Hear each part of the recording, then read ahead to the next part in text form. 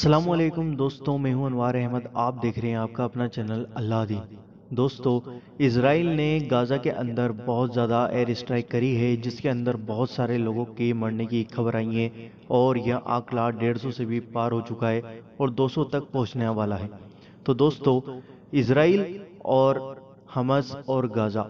दोस्तों, इसराइल और फ़लस्तीन यानी हमास के बीच चल रहे घमासान में 7वां दिन है और इन दोनों पक्षों की तरफ से बहुत सारे हमले किए जा रहे हैं। इसराइल की ओर से रविवार को गाजा में हमास के ठिकानों पर बहुत सारे हमले किए गए, जिसमें 17 लोगों की मौत हो गई। इसके साथ ही इस संघर्ष में मरने वाले फिलिस्तीनियों की संख्या 174 हो गई।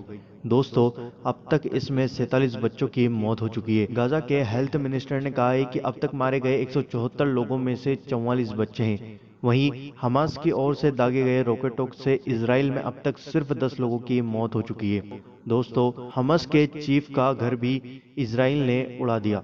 दोस्तों, जानकारी के मुताबिक इसराइल की वायुसेना ने रविवार सुबह हमास की राजनीतिक और सैन्य विंग के हेड यशिया अल सिनवार के घर निशाना बनाया। इस हमले में हमास चीफ का घर पूरी तरह नस्तोनाबूद हो गया। इसके अलावा गाजा के एक न्यूरोलॉजिस्ट के घर पर भी हमला हुआ, जिसमें उनकी मौत हो गई, जबकि बेटी और पत्नी घायल हो गए। वहीं हमास ने भी इसराइल के तेल अवीव शहर पर ताबड़तोड़ रॉकेट हमले जारी रखे। दोनों पक्षों में बढ़ते जा रहे तनाव को देखते हुए अमेरिका, यूएई और इजिप्ट कोई बीच का रास्ता निकालने की कोशिश में लगे हैं, हालांकि उन्हें अब तक कोई सफलता नहीं मिली।